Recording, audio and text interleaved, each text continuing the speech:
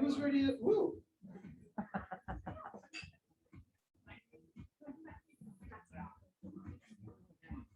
Oh, no. Yeah. Who is ready to learn? Yeah? Isn't that just like the best thing ever? Yeah. Just to like learn some good shit, right? Let's leave this room tonight knowing so much we're gonna impress all of our friends. Who's gonna impress their friends tonight? I am, I plan on it. Thank you for coming. Thank you to everyone who's joining on Zoom. I appreciate it. And sorry, this event got moved a couple times. I take responsibility for that. So you are the few and the proud and the strong to have made it to the very end. You showed up and we appreciate it. Thank you for coming to Manny's. My name is Manny Cutiel, and this is our small business here on the corner of 16th and Valencia. We have Tomas, our head of research, who'll be running the Zoom. And Precious checked you in, our director of programming. She's in the front right now. And if you purchased a beer or wine or food, you're supporting one of San Francisco's very few nonprofit restaurants, and you were served by Jenna and Dylan at the front. So I want to thank them as well. We're a little family here. It's been a beautiful day. The sun was gorgeous today, and I just want to say how happy I am to be alive right now. Who else is happy to be alive? Come on. This is going to be a lot of audience participation tonight. So before we start, we have a tradition here of asking folks to introduce themselves to someone around them if they don't know. So please take a second, and you don't have to shake their hand, but if you don't mind introducing yourself to someone around you that you do not already know, and maybe just say what's one thing you want to learn tonight. Take a second and go ahead and do that. All right. So hi, I'm Teresa. What do I want to learn? Nothing really. I want to know how they what? Oh, how they count employment. At home,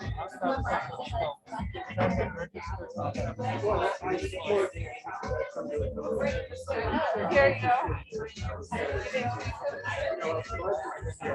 No, it isn't.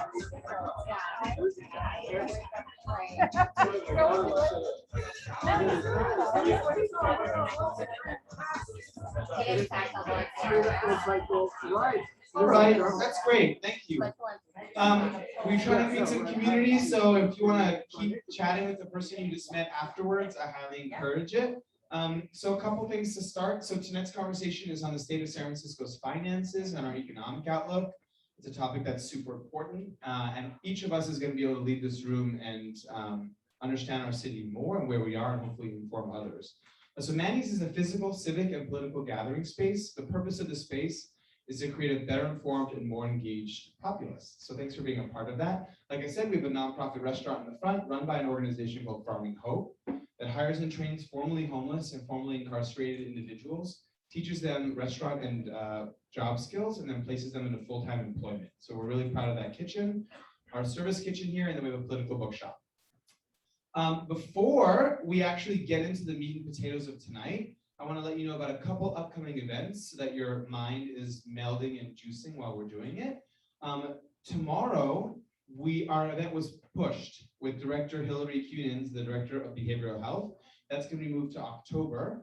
On Friday, we have two events. We have a panel on kink and spirituality to bring us into the Folsom Street weekend. Let's do another round of raise of hands. Who's going to Folsom this weekend? Oh my God, y'all, get with the program. Ted, you're not going to Folsom? I don't know what it is about the controller's office in Folsom.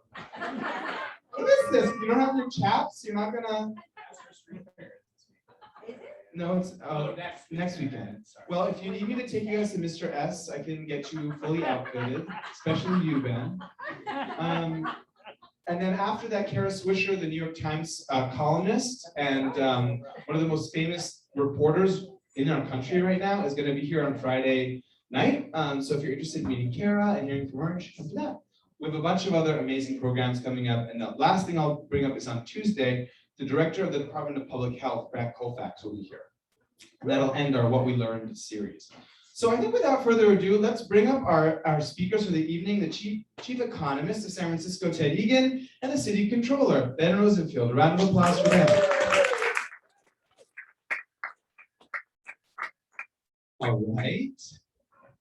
This kind of feels like coming home a little bit because you two were early Manny's speakers. And here we are, new chairs, a new rug, and like a whole new city, huh?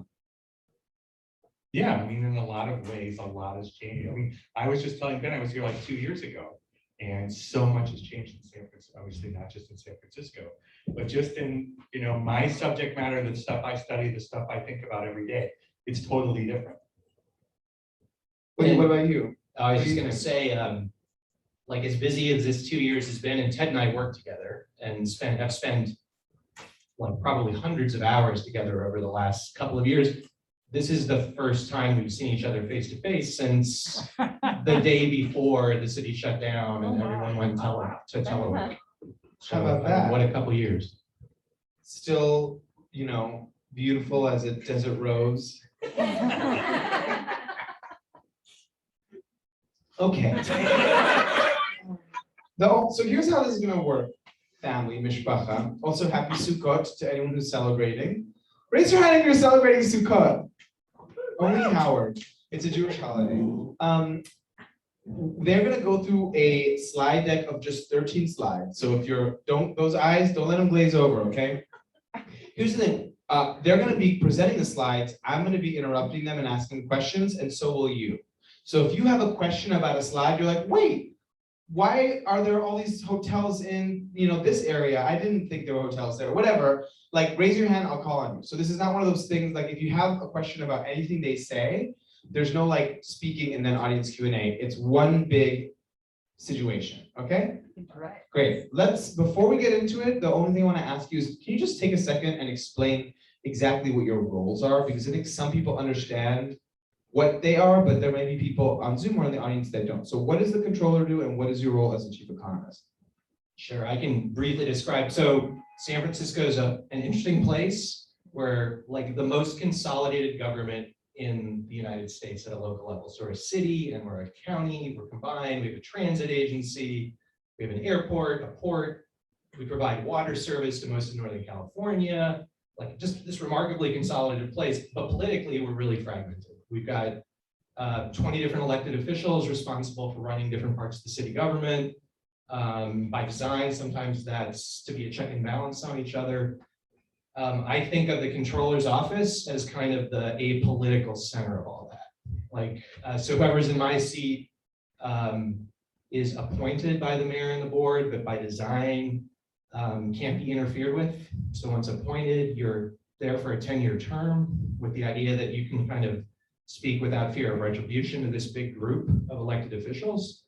And you take a long view of the city's finances. And the controller's office provides a lot of different financial functions for the city. We do payroll and debt, we pay city vendors, accounting, financial reporting, revenue, and probably the most interesting part of the shop, we have a chief economist in the Office of Economic Analysis, and that's where Ted comes into this. Thank you, Ben. That's very kind of you. And just to say more about our role, we're a division of the controller's office. We review all city legislation and write economic impact reports on major legislation that the Board of Supervisors and Mayor are considering that could have a big impact on the city's economy.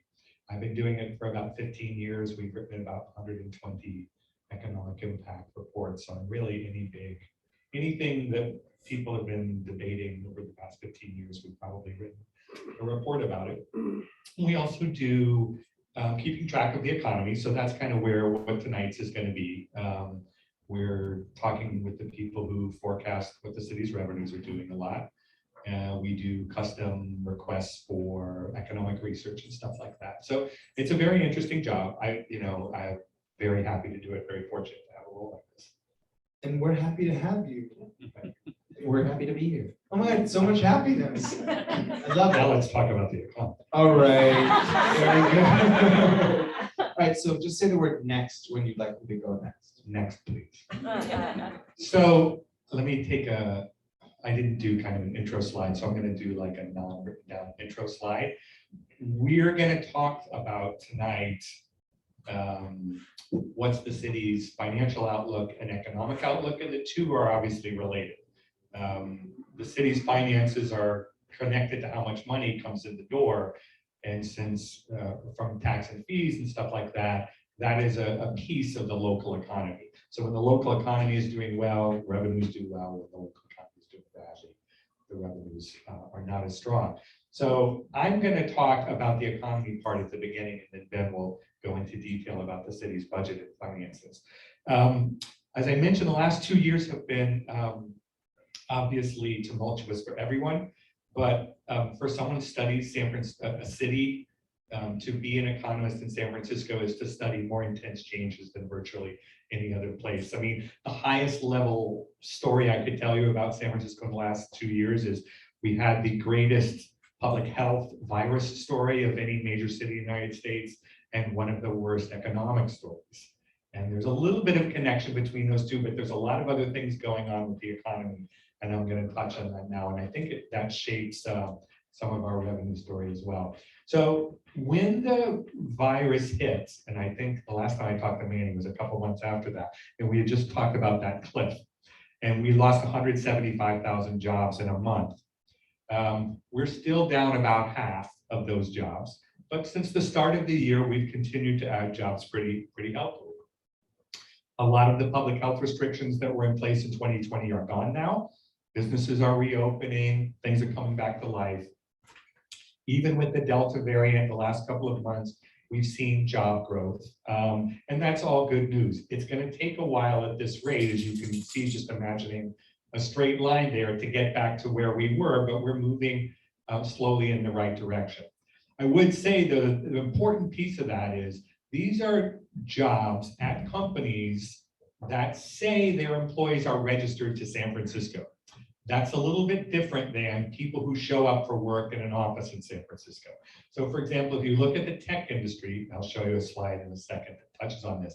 They're doing great. There are more tech jobs in San Francisco than there ever were before. But like a lot of offices, they're 80% empty. So in fact, there aren't tech jobs in San Francisco. They're just people working for tech companies that are legally in San Francisco. That makes a very big difference for what our economy feels like. So let's go on to the next one. Before we do just real quick, do you get to how this compares to how other cities are in the future slides? No, but I can talk about it now. Is this better or worse than other major cities? If you take like the top 40 metros in the US, all of them that have more than 1 million jobs, for example. And if you add us with San Mateo County, we have more than 1 million jobs. We rank about 35th out of 40th in terms of the net job story since then. 2021 has been great. 2021, we're one of the 2 fastest growing cities. We've added 7% job growth so far in 2021, but 2020 was just so bad. We're so deep in the hole. Got it. Any questions on this before we move on? Cool. Next slide. Our economy has 2 basic drivers. We have a big tourism industry, 34,000-ish hotels. Before the pandemic, they were 90% full. They were $250, $300 a night. They were generating a lot of economic activity and tax revenue for the city. That almost all stopped when the pandemic hit. And in 2021, it's been reopening. But as you can see from this chart, our tourism industry is lagging a lot of other places. I'm sorry, Ted. I am actually legally colorblind, so I can tell certain things. But in case there's someone else in the audience, which one's us? We're in most of these charts that show us in other cities. We're on the bottom. We're the red one, and that's the bottom one if you can't see red. And then above us, I think it's green. Seattle, Phoenix, Los Angeles. Who's at the top? Is that Denver? Denver? No, it's Yeah, it's good. oh, it's Denver. And this is compared to where they were 2 years ago. So this is about the recovery. Oof. Yeah. How much of this is the shelter-in-place hotel thing? Very small amount. Okay. What it really is more than a lot of other places, like almost every other place in the US, we rely on international tourists, we rely on people flying here, and we rely on conventions. And those are like the 3 things in tourism that have been nailed the most. Any questions on the hotel today? All right. This is just highlighting the point about air travel. This is how air travel monthly compares to where we were before the pandemic. Again, in the first month of the shelter in place, air traffic basically stopped. In these same cities, air traffic has come back. Some of those places, if I remember my colors, looks like Seattle and Denver are pretty much close to 100%, 90-ish%. We're not, we're like 50%. So again, that's a lot of international flights, but that's also a lot less stuff being open and less people coming to San Francisco. Okay, and Tomas, I think someone's trying to get into Zoom. Okay. Yeah, next one, please. So that's in a very small nutshell, what's happening with that one leg of the city's economy with tourism. We've been doing worse than other places because our tourism industry was sort of hit uniquely bad by the pandemic. We relied on things that were hit more than other parts of tourism. The other leg of our economy is, in general, the office sector, and in particular, in the last few years, obviously, the tech sector. So I'm going to talk now about what we know about the tech sector, and it's kind of a mixed story. You may be reading stuff about tech companies fleeing San Francisco, and taxes are too high in California, and stuff like that. There's actually very few examples of tech companies moving out of San Francisco or even the Bay Area. They're not zero, but there aren't a ton. And some of the things that are very important to the growth of the tech industry, like venture capital, are doing better now than they were before the pandemic. Venture capital, like the last couple of months, have been like $5 or $6 billion, $7 billion a month in venture capital. If we were to have $7 billion a month for the whole year, that would be like half the city's GDP in venture capital. I was going to say, that's a lot of white Oxford shirts and poofy vests. Exactly. That is like literally, you could pave the streets in gold with that. You can pave the streets in poofy Patagonia vests. Just like, you could do a poofy Patagonia vest boom bounce with that. And I'll just say, this is incredible to me, this dynamic, which I know Ted has been reporting on recently, because the period we're comparing that chart to before that was also one of incredibly disproportionate venture capital investment into the Bay Area. So we're higher than we were pre-pandemic, and pre-pandemic, we were significantly higher than almost anywhere else in the country. No, the Bay Area is the center of the Bay Area of US venture capital. San Francisco gets more venture capital than any other city, any other place in the Bay Area, and it's on steroids now compared to the way it was before the pandemic. We have a question on the lavender couch over here. I love the purple couch, by the way. Thank you.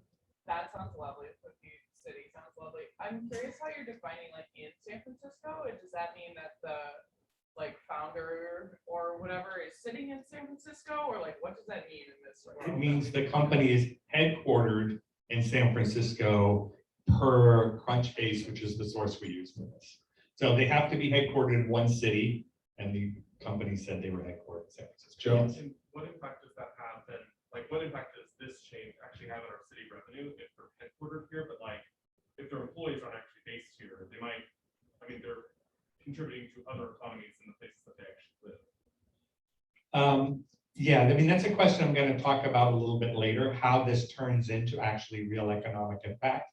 There's a couple of other uncertainties too, like when does all this venture capital turn into a company leasing office space, hiring people, ordering stuff from caterers and stuff like that. And usually, where do they do it? So where do they do it? Was raised earlier, right? Even though they're headquartered here, it could be investment elsewhere. Jim? We have this vibrant biotech world, laboratory space and great demand. How does the term tech deal with the biotech people, and where does it get to the point where you have hospitals, and does that include within there or not? And how do you define all that? There are lots of different ways to define it. My definition here of tech in these slides is going to exclude biotech. Information technology, internet companies, software companies, IT service companies, their footprint in San Francisco is about 13 times bigger than biotech, 13 times as many jobs, about 50 times roughly as much taxes. It's a much, much bigger industry.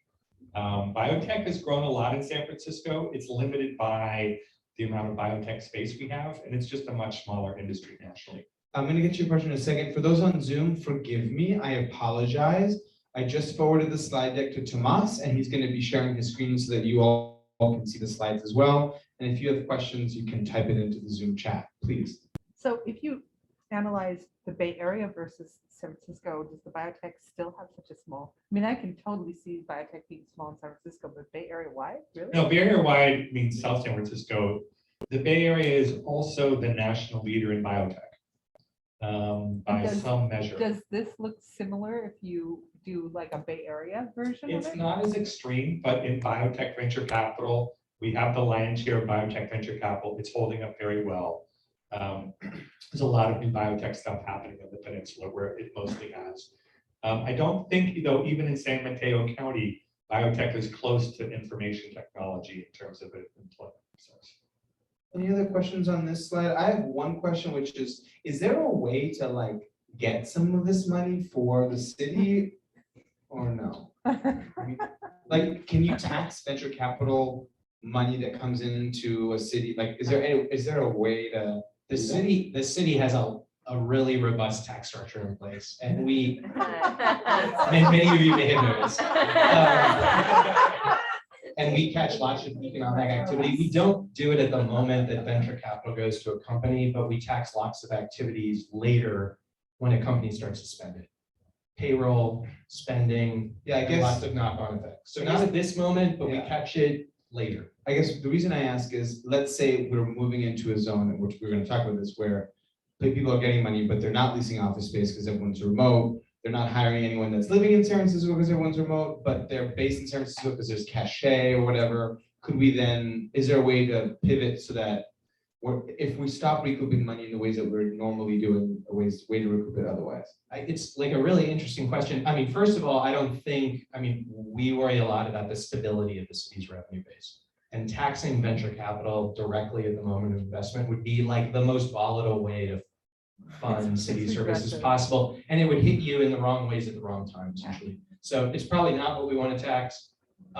There's some really interesting, at least to me, tax implications of working from home that maybe we can touch on as Ted moves to the working from home phenomenon. Cool. I think Lavender Couch, did you have another question? No. All right, let's move on to the next slide. Or do you have more you wanted to say?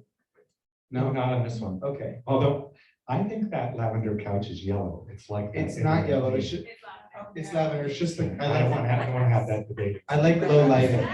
It's like the white dress and the purple dress. Okay. This is another indicator that's kind of like a leading indicator. This is what we think will lead to economic recovery in the near future. It's tech job listings. And it's, first of all, another sign. This is the number of basically online job listings that tech companies based in San Francisco have put on for jobs in San Francisco. And if the jobs are remote, but the company is in San Francisco, that's what the blue part of the bar is. So if they're yellow, it's we're in San Francisco and you have to come to San Francisco. So even that number is certainly not fallen off a cliff. And it's basically pretty close to where it was in 2017, 2018. This is so surprising to me. This slide surprises me so much. Like, what are these jobs? What are these 15,000 jobs in a month that are being hired in San Francisco? And where are these cats? They're still not in San Francisco, but they're, that's pending the reopen. When they say a job is remote, what they mean is you don't have to move to San Francisco, you can stay wherever. If it's one of the yellow jobs, it's like be nearby. And we'll see this when we look at the housing data. Don't go too far away because we will call you into the office at some point. And yeah, that has recovered. This is not a sign of a fleeing of the tech industry from San Francisco at all. Big picture. I mean, when you think about the pandemic, dramatically different story in terms of the impact financial and economically in the city in terms of almost, I mean, it kind of makes sense if you think about it, where is physical presence required?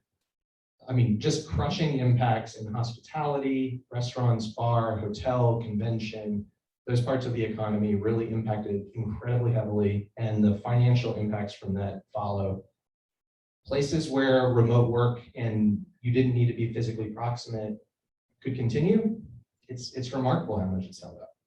I'll go ahead in the blue, I would say. Hi, so for July 2021, are those job listings that say, for example, right now you can be anywhere, but hey, like come January 2022, you're probably gonna need to be in San Francisco. That's how I read it.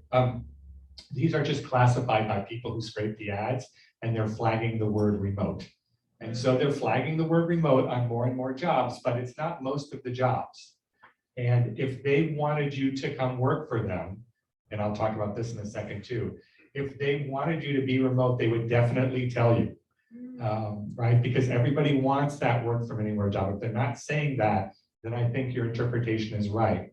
You need to be ready to be coming back to the office, at least in the company's mind, at least some of the time in the near future. Go ahead. So the pandemic, like a lot of people furloughed, a lot of people were laid off. So to what extent is this like a recovery of those numbers, and how much is it like an add-on? You know, like. So how many people are being hired back?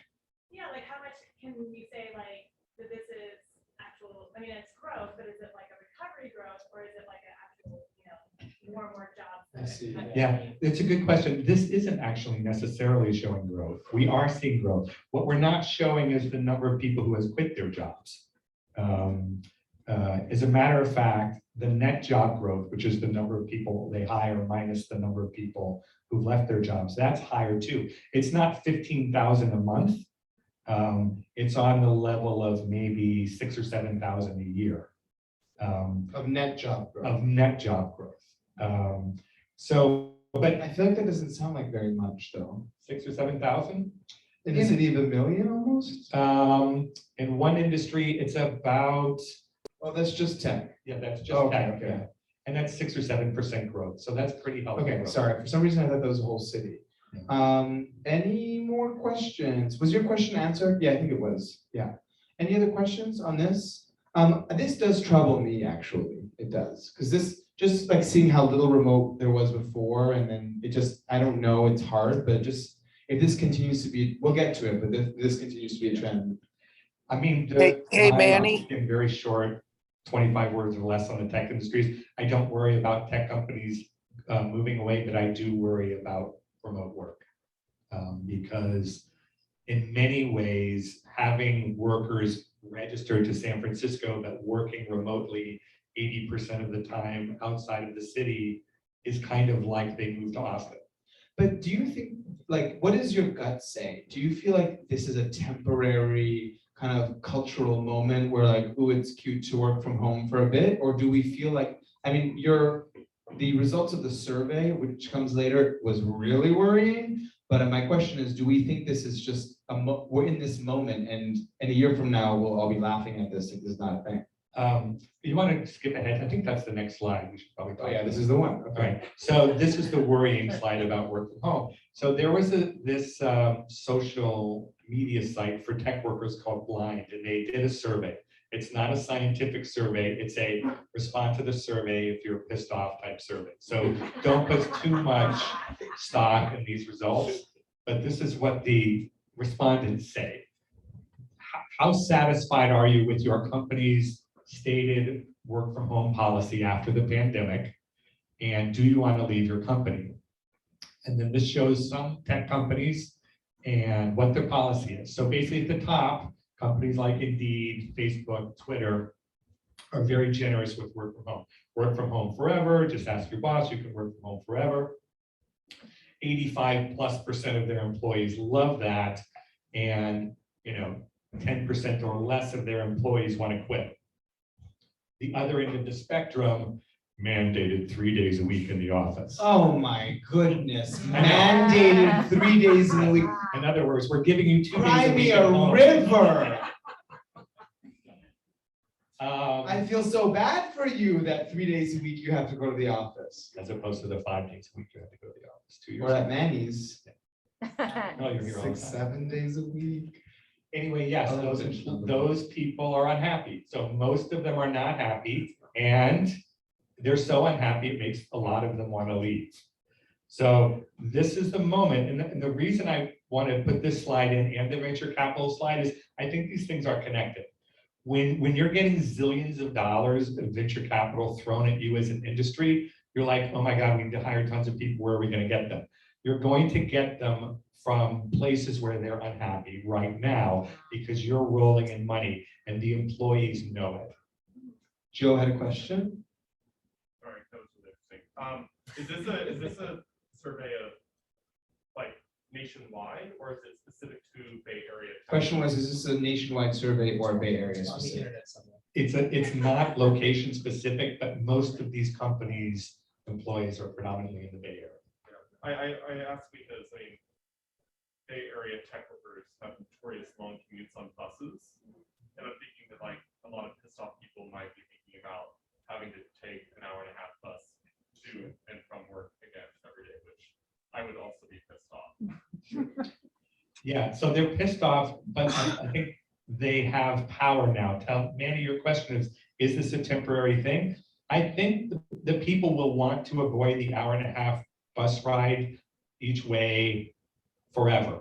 Will they have the power to be able to tell their employer, I'm going to start up X if you don't let me work at home as much as I want? That may not last forever. Okay, don't be shy. Was anyone in this room one of those folks that had to take an hour-and-a-half long commute before the pandemic? You, Tubi? Wasn't it the case that if you wanted to work from home 1 or 2 days a week before that, it was kind of okay? Before? No and yes, so split. Because I had friends that worked at Google and stuff, and like they could work from the Google San Francisco office on Fridays because, you know, whatever. So maybe some companies, do you mind letting me know where you worked? It doesn't matter. They were both South Bay companies. Okay, all right, well, this is a very small straw poll in the blue. So I don't work for tech, but my office policy was you need to be here in person. And COVID changed that because we were able to prove, no, we can do our jobs just as well if we stay home. Got it. Yeah, I just wanted to make a brief point too. Like, I know we talk about these really dramatic shifts and where we're going to be in 3 or 5 years, and I don't think we know. And Ted and I spend a lot of time talking to a lot of large employers in the city to get a sense of where they're going to be 2, 3, 4, 5 years from now. Most can't, or at least won't tell Ted and I where they intend to be in 12 months. So I think there's a lot of guessing here, but even super subtle shifts have really profound impacts. If an office, let's imagine all of the office workers in San Francisco that were formerly working 5 days a week in the office, let's say those employers on average gave 1 telework a day. That means that 20% of folks are working from home. And half of our office workers in the city are not working in the city, or that are located in the city are not working in the city. So even 1 day a week means 10% fewer people coming into downtown every day, means 10% fewer people, you know, frequenting bars, supporting local infrastructure, everything else. So even like a real, I think what feels like a really subtle shift like that right now would have a really big kind of big picture economic impact on us. But you're presuming that people actually don't live in San Francisco. I mean, I don't want to commute across San Francisco, right? I mean, it's really ridiculous to commute across San Francisco, but I would be working from home and spending money in my neighborhood instead of in the neighborhood where my work is. No, true. That 10% loss for downtown, that's just accounting for the people that don't live in San Francisco. The other 10% would be redistributing their money and their activity in terms of where they spend it in the city. And again, I think it's probably a net negative for downtown and broadly a shift into neighborhoods. But do we know how many of the folks who are going downtown for work lived in the city versus in the Bay? About 50% lived in the city and 50% lived outside of the city. So it's a net loss for the city. I see. But it's Jim? not a full net loss. It's not 100% loss, it's a 50%. Got it. Jim? Where's the city in all of this? They're a big employer, and there's a lot of restaurants and everything around. Question. Oh, sorry.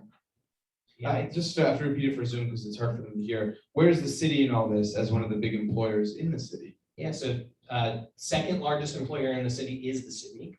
2/3 of city workers have been working throughout this in person.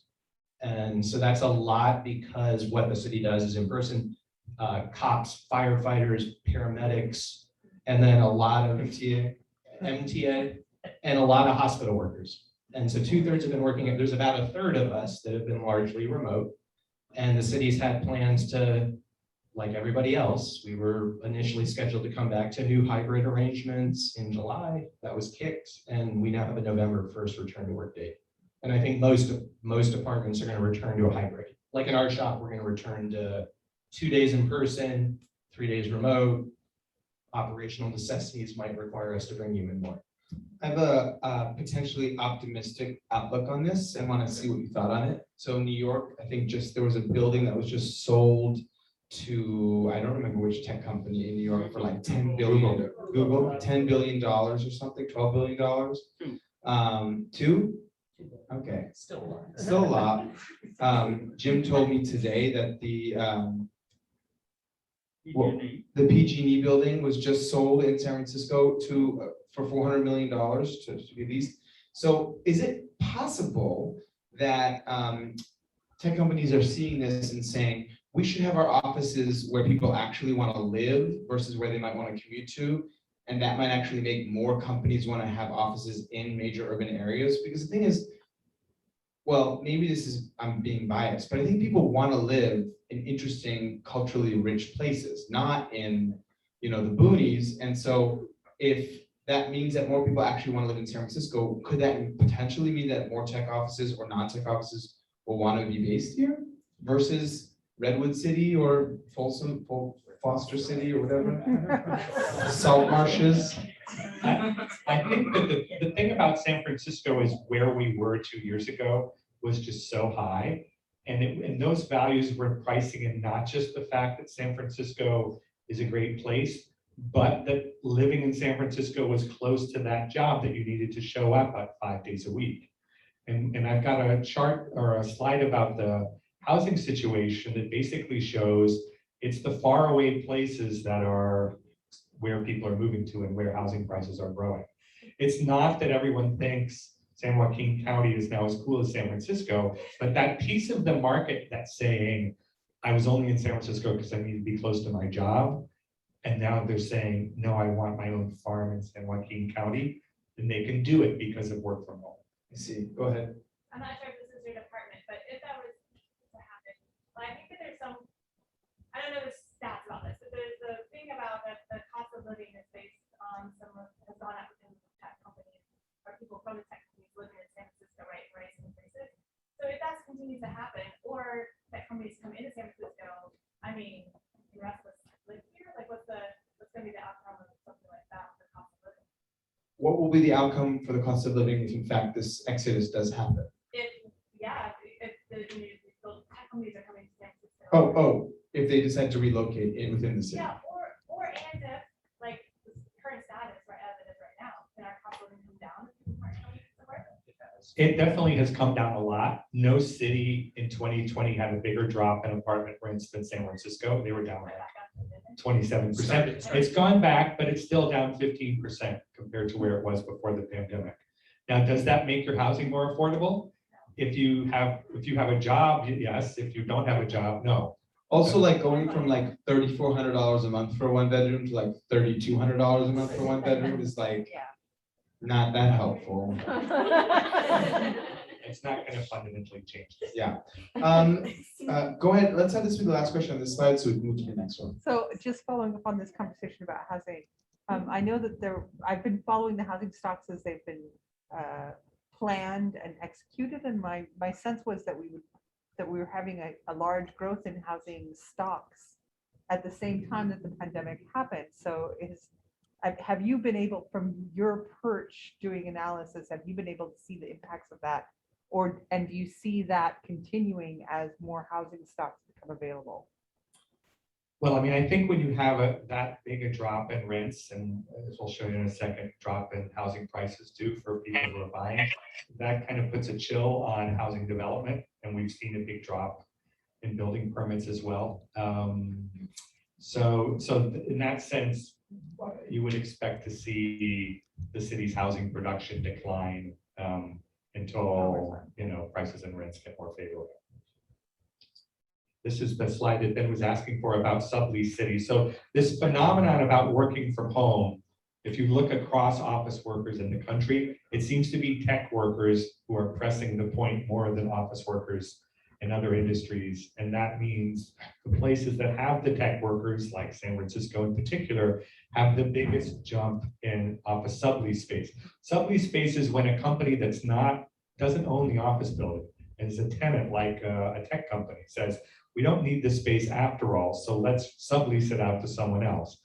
We had 183% jump in the amount of sublease space in the market. We have more than we've ever had before. And many big tech companies have spent a lot of money to walk away from leases they signed relatively recently to get out from under sublease space. So this is the connection between people working at home, people demanding and getting generous work from home policies, and companies saying, oops, we don't need that much space. And that leads to the phenomenon of downtown being less full than it used to be, not just because of the pandemic, which is what the reason it's that way now, but even after, if we can talk about an after pandemic period, when nobody's afraid to ride the subway and no one's afraid to be in an office, we don't have to wear masks anymore, we're still going to have a lot of office vacancy in San Francisco because of work from home. And Ted, I know this is looking at sublease, and we talked earlier about kind of hospitality indicators in the city are frankly as bad as any large city in the US. How does commercial vacancy rate look compared to others in the US? It's as bad as any other in the country. I mean, this is showing the jump in the vacancy rate. It's not the actual vacancy rate, but it's it's the magnitude of the shift, and it's been very pronounced. So just to punch it up again, so our economy is based on two fundamental pillars: office, hospitality. Our hospitality indicators at the moment are among the worst in the country. And at least some of our fundamental commercial real estate indicators are among the worst in the country. Okay, I'm waiting for it to go whoop, the next slide is everything's gonna be great. Go ahead. Yeah, I just have a quick question about zoning. So I know we just kind of rezoned to multi. Hey, Manny. Is there an opportunity Manny. to rezone some of that When, space, or are we looking at something like that for housing specifically? The downtown office space is already zoned for housing. So if anybody wants to turn their office space into housing, they can do that. Some of that happened 20 years ago during the dot-com crash. I don't actually expect a lot of that to happen now. We haven't seen it yet, partly because housing is down too. Is there a question over here? How many people, and then I'll get to you. First I looked at this and I was like, damn, Manhattan. But then I thought, well, Manhattan is a lot bigger than San Francisco. So actually it seems like we're about half. We have half about as much empty office space for lease as Manhattan, but they're a lot larger than us. So what's the vacancy rate in Manhattan versus New York or versus San Francisco? And I don't know that, but I think we're higher. We're pretty close. And just anecdotally, and I hate to say this, but it does seem like our commercial corridors are just in a place where it's really not. If we continue to have more retail vacancies, it could get to a place where they just start to corrode, Well, I think Am I wrong? No, I don't think you're wrong, but I'm not sure you can blame that on this. Because the total amount of consumer spending in San Francisco is considerably higher than it was before the pandemic. But how much that's online? Well, that's part of the problem is if people don't want to spend the money at the neighborhood shopping area, that's not a work from home problem, right? That's a disconnect between supply and demand in the neighborhood. And everybody's got to kind of rethink what we're doing with these neighborhood commercial areas. What are they for? Okay, Another conversation. next slide or? Yes, I don't please. like this. There's good news somewhere, Manny, I promise. When Ben starts about Joe Biden. I'm not sure. This is just that slide that shows how housing prices have changed since the start of the pandemic. And I know it's hard to read because it was small, even on my screen. And so I'll just tell you the gist of it. Oh, that's wonderful. So if it's blue, that means housing prices have gone down since last March. The only part of the Bay Area or anywhere in Northern California where that's true is right around downtown San Francisco. or the northern parts of the city where a lot of tech workers lived before the What pandemic. about that one? Which one? There's one all the way up at the top. right. Oh, I'm sorry. If there was that one in Solano County. There are some places where there were wildfires, but if there wasn't a wildfire, Oh my God. That's Rio Vista. That's like, yeah, I don't know what's happening in Rio Vista. I mean, it's just the delta. It's like, it's not anything. And then red is, it And got, then green is very slow growth, and then red is like very, very rapid growth. So if you zoom out, you'll basically see if you're in the peninsula or you're in downtown San Francisco, housing prices are flat or declining. That's where the tech jobs were. That's where people used to need to be when they needed to be in the office a lot. Where are prices growing? San Joaquin County, Eastern Alameda, Eastern Contra Costa, Sacramento, Western Marin, Napa, places where you not might the salt move to. marshes. Not the salt marshes. Places where you might move to if you only need to go in the office maybe 1 or 2 days. Did anyone watch the Handmaid's Tale? It's like when they send the people to like the dig, that's the salt marshes. We also cover that on a later slide. You have to move to Foster City. Are you from Foster City? I'm so sorry. Are we doing this? Okay, yes, sorry, go ahead. So I realize you guys are economists and that we're like talking about money here, but to me, like qualitatively, as someone that wants to live in SF and likes it when my rent goes down, is it possible for you guys to account for that, or like how do you take that into your work as like, oh, it's actually nicer to live here when it's cheaper? Yeah. Oh, well, I think part of the story, and Ted, I think, is going to flip to this in a minute. This is the inflection out that happened during the pandemic. And what we're hoping and waiting for is the inflection back in where the reasons that people like being in San Francisco can operate again. Because I do think there's an element here of working from home and we can all have flexibility, but we also all lost like a lot of the cultural amenities and things that make us want to be in urban areas during the same moment. Like I couldn't go to a bar, I couldn't go to the symphony, I couldn't go to Manny's. So like I agree, and I think you're going to see some of that in housing prices that we're hoping this inverts back in as employers require at least some employees to come back and these things that make us want to be in cities reopen. But there are questions, is there a way for people to come back to the city without it becoming like as expensive as it was again? Yeah, I mean, I would say again, for a lot of people, housing price changes like this or rents dropping can make housing more affordable. That depends on how your income is doing. If your job is fine, like you're one of those work from home persons who stayed in San Francisco and was able to take advantage of falling rents and make a good switch, that situation has worked for you. There are a lot of other people who are maybe had an income reduction, income interruption, and particularly when the federal income supports start to go away, I think we're going to feel this really bad because we've had a lot of growth, for example, in the restaurant industry. But we still lost 25% of our restaurant jobs. And the federal support is going away, and Washington doesn't care that San Francisco is lagging. So when the rest of the country says we've recovered, we will not have recovered. And that's when the pain of the withdrawal of the income support and the loss of jobs will hit. So all I'm saying about the housing affordability is it really depends on your situation. If you were in a stable housing situation and you lost your job, your housing got less affordable. If you had a good job, you stayed in it, but you were spending too much on housing, you wanted to switch, you could have made a better move for it. I think regardless of what we want, the office market, the housing market are going to adjust. Even in a world of work from home 50% of the time, those companies are going to find subtenants for their space. And some company is going to take that space, and even if their workers are only there half the time, they're going to somehow, figure out how to use space more efficiently. At the end of the day, downtown is going to be refilled with office workers. It's just going to take a long time. We have 2 questions over here and then in the blue. I just like as kind of a follow-up to her point, like, do we look at anything like gross national happiness like they do in Bhutan? Like, is there a metric like that to talk about, like, of the residents who are still here, what is the quality of life?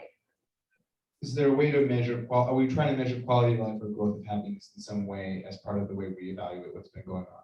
I mean, I think that lots of people have lots of different opinions on what quality of life is. The reason we worry about the more quantitative things is related to our job of forecasting city tax revenues, which depend on money, basically. But I don't deny that there are other ways of evaluating what cities should do or be about. Go ahead. So if we lose our ability to gather a lot of tax revenue from people who are working here or renting office space or what have you, what kind of effect does that have on the social services that our populations? That's a great question. If we do lose a lot of that tax base, what does it do with our ability to have money to? And I'm going to ask to hold on because we have a couple slides on city finances at the end of this. All right. Ted's stuff is always much more interesting than mine. So Don't say that, Ted Ted. has more slides. I have a couple of Don't say that. You are equally special snowflakes, and we appreciate you both. Are we good with this slide, Ted? Okay. This is a slide that's directly related to this question of how much businesses owe the city in tax when their workers work from home. I won't go into too much detail on it because it's really wonky slide, but it's basically saying the blue was 2019, and that's basically the share of their work that happened in San Francisco that we could tax. And the yellow is in 2020, the share of their work that happened in San Francisco, and we can tax that. So if basically a company in the information sector, like a lot of internet companies, if their total sales stayed the same, on average, we can only tax 2/3 of what we could have taxed in 2019. So we lost 1/3 of the tax base because of work from home in that sector, a little bit less than professional services. So Yeah. Go ahead. wouldn't, given your perspective, wouldn't you suggest that 2021 would not be as impacted as 2020? I would hope not, but we do need people to start going back to offices because 2021 is almost over and they've been closed the whole time. So Is it? Oh my The God. 2021 is going to be It as is. bad as 2020. You think so? Yeah, I mean, there's very few employers that are I requiring mean, because we employees to had be back that to work. January, February, March, right? And then Right. close. And Right. if we have September, October, November, December. We get quarterly tax returns from the large employers. And really what matters here for the city's tax base is downtown, really large office employers, not neighborhood retail. Don't look at me. Yeah. I know where you're going with that. Thank you. He's a Yeah. nonprofit, nonprofit. But for large employers, our office buildings were full for 3 months in 2020, and then they were completely empty. 2021, they have been pretty much completely empty downtown now through, through September, and most large employers seem to be signaling early 2022 returns. And so I think 2022 will be worse. That's not going to be the resting point though. I mean, I think 2022, 2023 will be improved, but this year is not going to be the year of improvement on this front. I mean, has anyone gone downtown recently? Yeah, it's not cute. It's not a bop. It is not a bop. And that leads, I think, to my last slide before turning over to Ben, which just shows how bad downtown is compared to the rest of the city.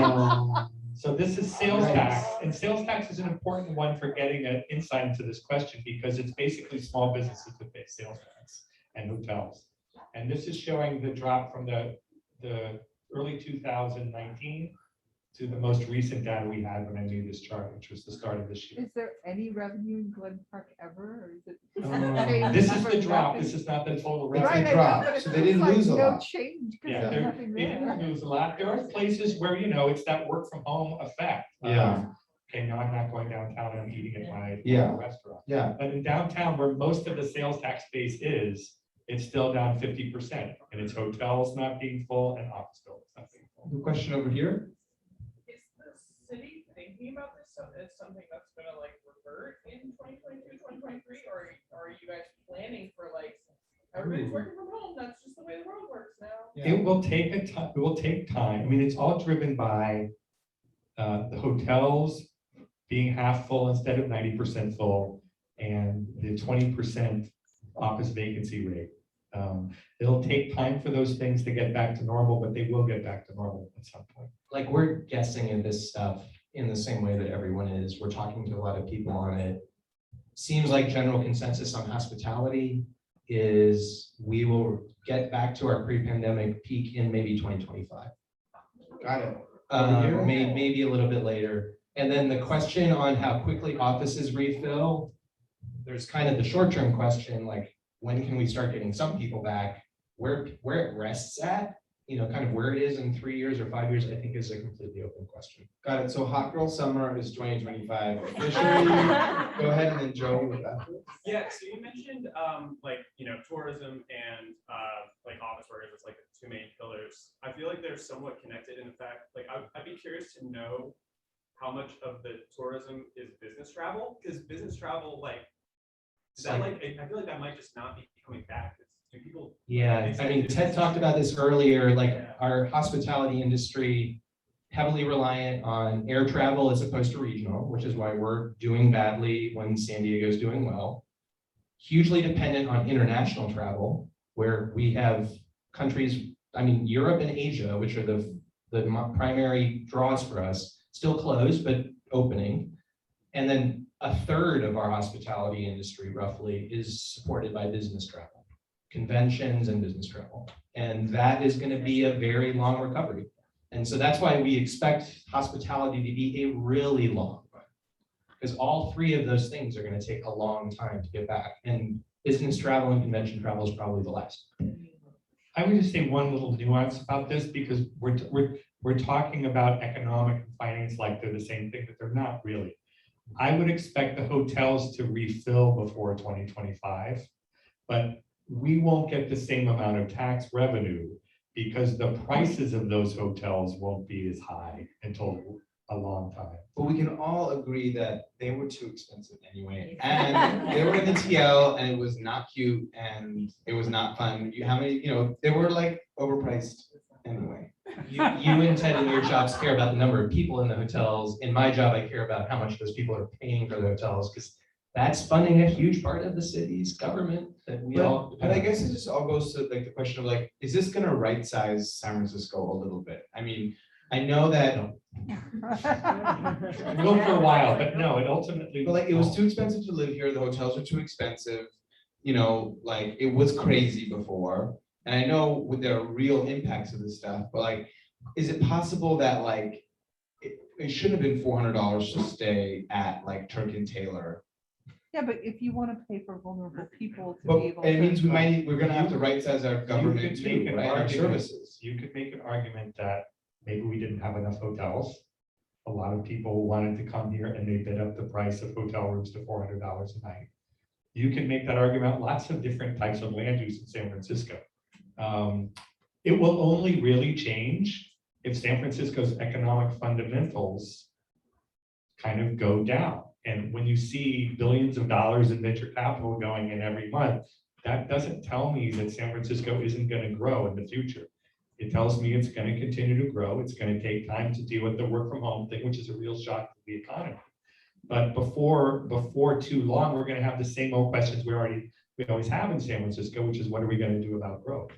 Okay, I want to get to Joe's question, and then I have you're goading me into talking about the effect on the city government's coffers, which I want to talk about. But let's go to Joe's question, and then we'll move on. That's actually kind of my question. Looking at this, I guess maybe I was under the impression. I remember when the pandemic happened, the supervisors and the mayor worked together, and they redid the city budget based off some expectations. We come a lot, and then 9 months into it, they were like, "Oh shit! We actually maybe cut more than we needed to. Things are looking a little better than we thought." Yeah. But then I look at this, and I'm like, "How is that possible? Do we not? We wanted having to cut our budget by $2 billion, but that's out of a $12 billion budget, which is still twice what it was a decade ago." Next I feel like this is transition to the next slide. Thank you. Perfect. We planted Joe for that reason. The question was kind of, this makes you just think that like we would have a huge loss in city budget, but didn't we end the budget with the last cycle with like $100 million of surplus? Next slide. Sure. Okay, so I have 3 slides or 4 slides to translate some of the economic news we've talked about into the city's finances and budget during this time. And I've worked for the city for about 25 years now, or almost 25 years, most of it around city budget. And I can say we do a lot of planning around a lot of possibilities. And this is by far, this was never on anyone's radar screen in terms of financial impacts on the government. This is not something the government planned for at a deeply practical level, and we're kind of living through it. This is showing you a big picture of kind of what's happened with some of our major revenue streams during this period of time. You see the actual run-ups in our major, and property taxes in here, but all of our other big ones are. You can see the incredible boom we had for about a decade leading up to the pandemic, business tax, hotel tax, and others. And then you can see the massive deflation of them that happens after that. And I wouldn't pay a lot of attention to the second year of the projection, just because there's a lot of kind of anomalies about voter approved taxes and other things happening there. But the really rapid evaporation of taxes immediately is amazing. So for compare, just like a high level number, hotel tax generated, we have a $13 billion budget. About $6.5 billion of that is general fund, which is what we all care about. The rest is airport, port, PUC, legally dedicated revenue for specific things. $6.5 billion. Within the $6.5 billion, you've got fixed costs, voter initiatives, and other things that constrict that down to about $3 billion. So that's really the part of the pie that everyone cares about. Of that $3 billion, hotel taxes supported about 400 million of that in the year before the pandemic.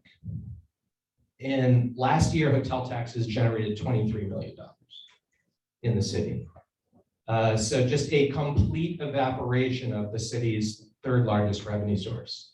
And then the dynamics we've talked about for working from home have got really significant impacts on our 2nd largest revenue source that we're just feeling now, which is business tax, because people pay in San Francisco, you pay business taxes based upon where your workers are working from, not where they're headquartered. And so we're feeling now the loss of business tax that you see Even there. tiny little insignificant employers like Manny's on the corner of 6 in the morning. Most of which are exempt from business taxes under a voter initiative approved last year. I'm like, do I pay that? I don't know what that is. I can't disclose confidential taxpayer information. And then the thing looking ahead for us is the largest revenue source, which is on this slide, is property tax. In California, that pays about a third of that $3 billion. The way that tax is paid is going to be lagging. And so it'll be about a year from now that we see tax reductions from that historically high commercial vacancy rate and other things that we're feeling. So this is reverberating through the city's budget still. We had immediate losses of some things like hotel tax. We felt losses of business taxes, and there's losses to come given how taxes are assessed and paid that we haven't felt yet, but that'll be profound. My only question on the side is, it's interesting that sales tax doesn't seem to have been affected a whole lot. Is that because people were buying more things? Yeah, it's interesting. A couple things about sales tax. One, you'll note on the chart, like sales tax really is not a big driver of the city's budget. Like it matters, but it's not one of the top 5 for us. It is on this slide, but add property tax in. Sales tax is an interesting story in California because most places in California did fine. Most counties did fine on the sales tax map during the pandemic. They lost brick and mortar sales tax. They gained a huge amount of internet-based sales tax. But San Francisco's results were the worst in the state. 52 counties in California, we are the worst sales tax results in the state. We lost a ton of brick and mortar. We gained back some internet, but we're still down. And that has something to do with that dynamic Ted talked about earlier, which is fewer people here. So we had a significant population loss for the first year of the pandemic. That meant fewer people buying things, whether it was brick and mortar or sales tax. So not that badly impacted for us, but this chart for most counties would look actually like improvement. Okay, moving on. Are people moving back to the city? Okay, so a few tech slides. So I thought I would really briefly highlight kind of 2 years of pandemic budgets. And I thought I would start with a big picture view of the problem that all of this has created for the budget. So again, we're talking about a $6 billion general fund budget, about half of which is discretionary, about $3 billion annually. We've prepared 3 years of budgets for that period, the first year, the second year, and now the year we've just started. Cumulative deficits on that budget during this period resulting from all this have come to about $1.5 billion. So very significant financial shock. And it's really been driven by just a few things. It's been driven by the tax revenue implications of everything we've talked about, all of this economic shock translating into less tax. It's been driven by the fact that the city had entered into closed labor contracts with all of our 30,000 employees about 6 months before the pandemic happened, and for a 3-year period. And this was not on our radar screen when we were negotiating those labor contracts. They were inflation-based contracts, 3.5% raises for 3 years, but those are now closed labor contracts. And we have these fixed cost increases for that period with this revenue loss. We had some features in the contracts that saved some money. Wages were delayed under features that were in those contracts, but costs are rising. And then the last one here really is obviously in this mix, the city's had a tremendous amount of operating budget pressure during all of this to respond to everything going on.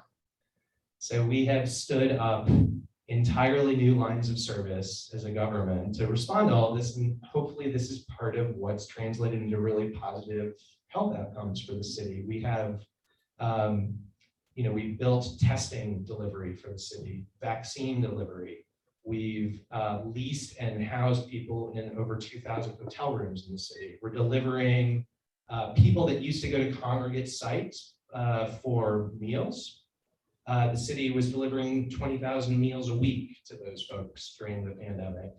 A lot of surge capacity planning around our hospitals, which the city runs, to plan for and prepare for surges in COVID response. Opening up alternate COVID sites should we need them for expected surges, buying $50 million of personal protective equipment for hospital workers and people. A lot of points on that credit card. A very expensive miles. endeavor. A lot of miles. Yeah, so I think the outcomes from all of that. We use credit cards, right? Like, who's getting the miles? Are you getting the miles? I get the monthly bills, Manny. But you get the They're very expensive. Can you get the points? Or? No points. Okay. But I would just say that amount of spending comes to about, for each of the 2 years of the pandemic, it's about $500 million a year in new spending that wasn't there before. So okay, we only have 2 more slides, y'all. Okay. Yeah. How have we gotten through that? We've been both lucky and prepared to get this far through it. First big thing is the federal government response in terms of local government support has been like nothing that has happened since World War II, frankly. We've received over $1 billion in federal awards coming out of the 2 big federal stimulus bills. The last one, $600 million to cover revenue losses for the city and county of San Francisco. This was part of $350 billion that was available for cities and states in the last stimulus bill. If I have another child, I'm going to name her Georgia, because but for 10,000 people voting a certain way in one state, the city's budget situation would look completely different. That deserves a little clap, I think.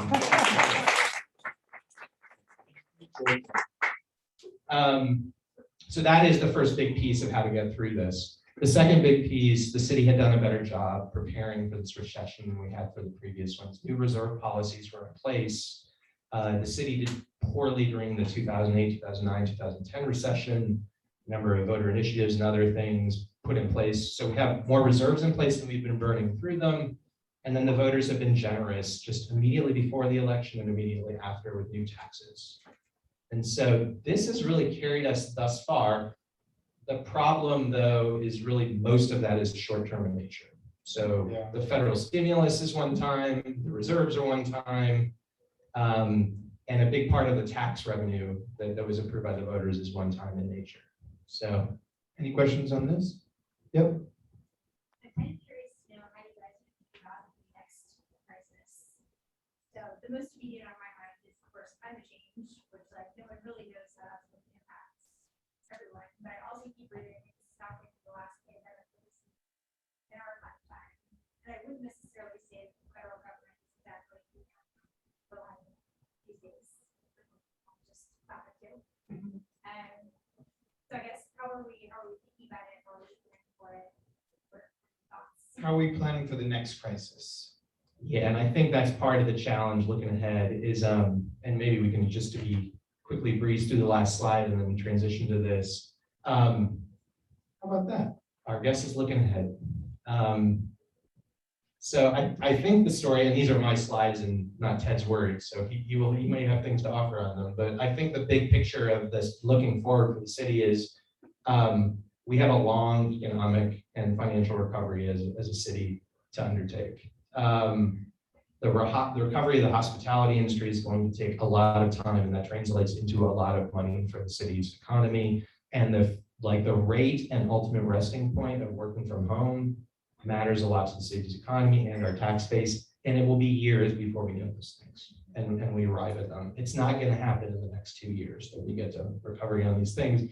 But most of the solutions that are carrying the city's budget in the short term are going to expire in the next 2 years. We have federal revenue, reserves, a number of one-time solutions that would have carried us through 10 years of problems in previous recessions. We're going to exhaust in 2 years. So we have this mismatch of economic and financial recovery and financial resources. So there's a reckoning there that sits out like 2 years, 3 years, 4 years, really extreme in some agencies like Muni, but also true in the general fund as well.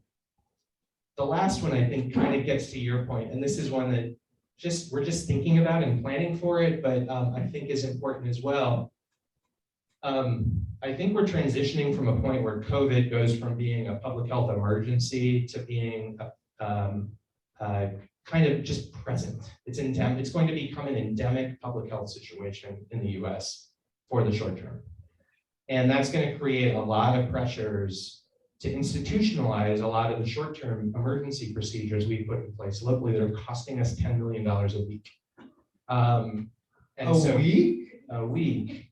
And so things like vaccination and testing and emergency housing and food supports for people that can't be out during surges, I think that's going to become part of the expectation of 2 years, 3 years out from now. And so I don't know what that's worth, but I think that's an operating budget pressure that sits out there in years 2 and 3 and 4 that's really extreme as well. And that's before we start talking about other emergencies that might occur and will occur eventually, like earthquakes.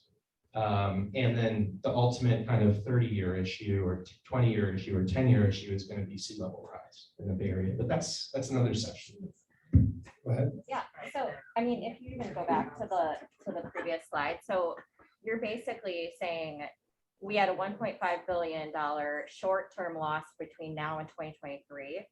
This looks like we're getting $1.4 billion to basically cover that short term. So like, what are the programs, you can go ahead, but like, what are the programs that are on the chopping block? Because that's basically like, you said we're not going to recover till 2025. So that's a solution through potentially maybe 2023 on a short term, like emergency basis. So like, what are the programs that are being cut? Like, what are the other solutions we're looking at?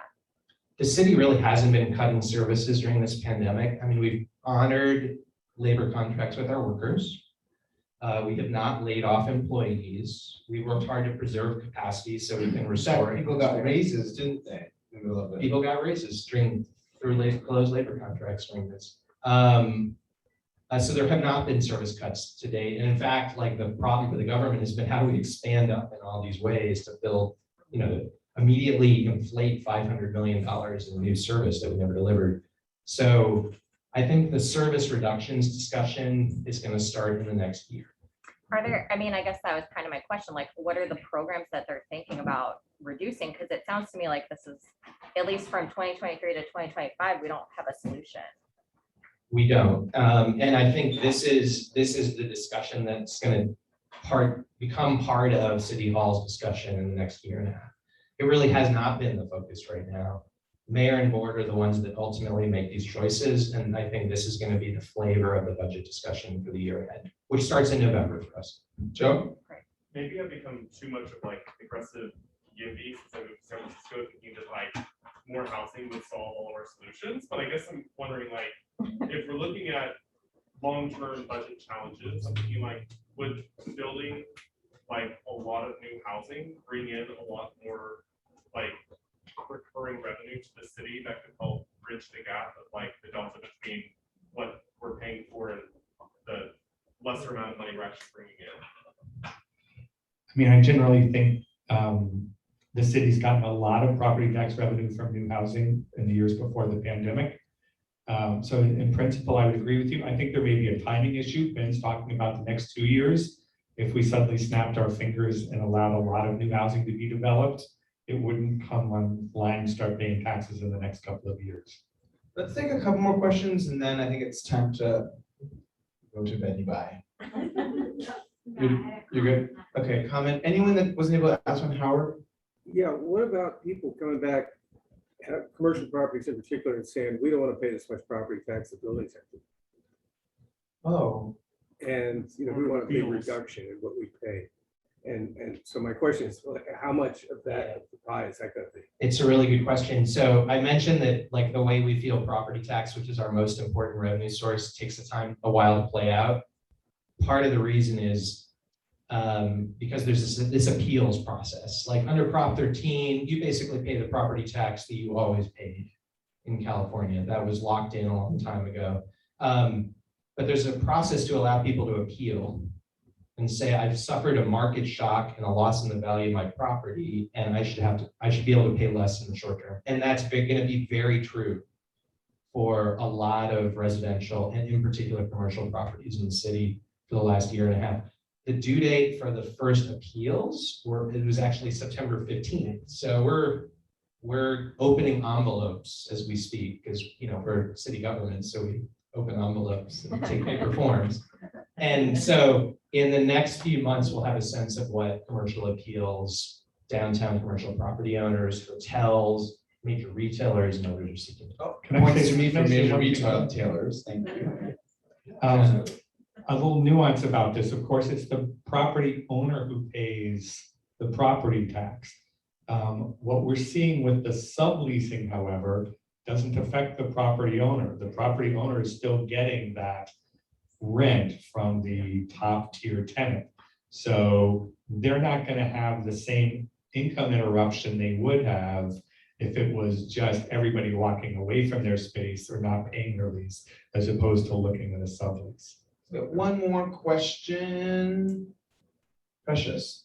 I'm actually just wondering, looking at there's so many programs that are out there, you know, your response to the question earlier was, we don't know what to cut, so on and so forth. Are we kind of saying without saying that we can look forward to increased taxes on individuals? I mean, really big picture, looking at 3 years. I mean, there'll be a few levers that get pulled, and I don't know what levers will get pulled at the end of the day, but you know, 75% of the discretionary budget is spent on health, human services, and public safety, fire and police. So though, if you need to make expenditure reductions, those are your choices. And on the revenue side, taxes would need to be approved by the voters. And I think you'll probably see a mix of all the above. We will hope desperately for additional federal support. And there is more federal support potentially coming even in the infrastructure bill that's being debated in Congress right now. So it's unclear, but it's going to be some mix of all of the above, I think. Unless we see like an economic rebound that's much more dramatic than anything Ted and I have talked about tonight or we see, which I guess is a possibility. It's just not something we see at the moment. So I want to honor the time of our attendees. I feel like we could keep going for a while, but I also want to respect your time and of course the two of your time as well, as the hour is getting late. So I just want to end with one final question, which is, we talked before the pandemic. We had a conversation like this about the city's budget economics. We talked about 2 months in the Manny's super civic cyber conversations, enthralling. And now here we are. I think we can all agree, the pandemic is not over, but she is saying goodbye very slowly, too slowly. But we're on the waning end of it. Is it as bad as you thought it was going to be? Not as bad as you thought it was going to be, or worse? Economically, I budget. can quickly speak and answer that it's much better than I thought it would be, and the federal government deserves almost all the credit for that. All right, Ben? I can speak personally. When we talked in, I don't know, what was it, late April, I certainly was hoping that I would not still be talking about COVID and, at this point. I have to end on like a slightly more positive note than we've been all night. This will sound boosterish as someone that works in the government, but I am proud of the work your local government's done during this period of time. By that, I mean, I think the city, I've been through 3 or 4 recessions in these roles, and I've seen the city do it badly. I think the city was more prepared for this time, and with federal assistance has kind of gotten through this without the kind of service impacts that we would have expected. I think the city has really, remarkably quickly popped up really significant expansions of service, thousands of employees, hundreds of millions of dollars. We have trouble sometimes figuring out how to spend $100,000 in 3 months. We spent $500 million last year on services that seem to matter and seem to have contributed to positive health outcomes. So we've got challenges looking ahead, but I think the government at its core has really performed pretty well during this time. Well, I think we should do this in about a year and just kind of see, because I love this so much, but I do think we should do this in about a year and see. We didn't talk a lot about projections. There were some, but I think you both were probably a little bit reluctant to include too many of them because there's so many unknowns. So I won't be able to look back and ask if your projections were right, Ted, but I think we should do this and see kind of how are we a year out from the pandemic ending. Will you all be here? Yes. Yeah. Good. Precious, any upcoming events you want to plug into people's minds before we say goodnight? Oh my gosh, I was still thinking of revenues. So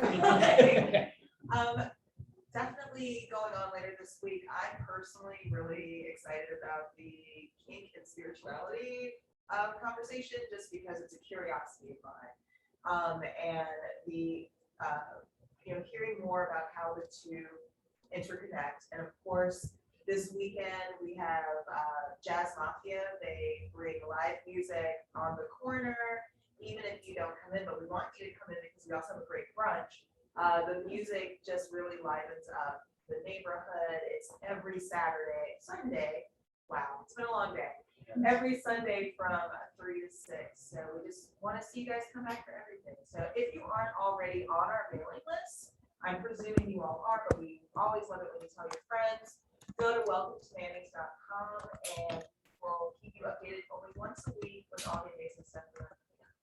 Thank you, Precious. I appreciate that. I want to thank Precious for leading our team here, and Tomas as well for running the Zoom. The kitchen's, I think, already gone home tonight. It's just us right now. Since tonight's conversation was about the budget and money, I would be reluctant not to mention the fact that Manny's is, we should do a whole thing about our budget. We are almost fully funded by, and we survived because of our monthly sponsors who pay starting at $36 a month, some more, to keep us alive. We're really, really lucky that we had that going into the pandemic.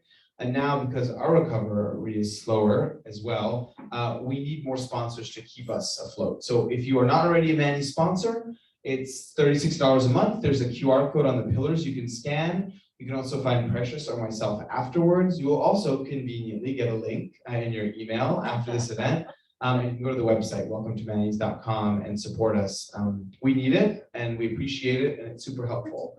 And finally, I'd just like to really thank these two leaders in our city's government and our city's future, Ted Egan, the chief economist of San Francisco, and then Rosenfield, our controller. Awesome. Unless you absolutely have to use the restroom, we ask you to exit through the back door. And thank you all very much and have a great evening. Thank you.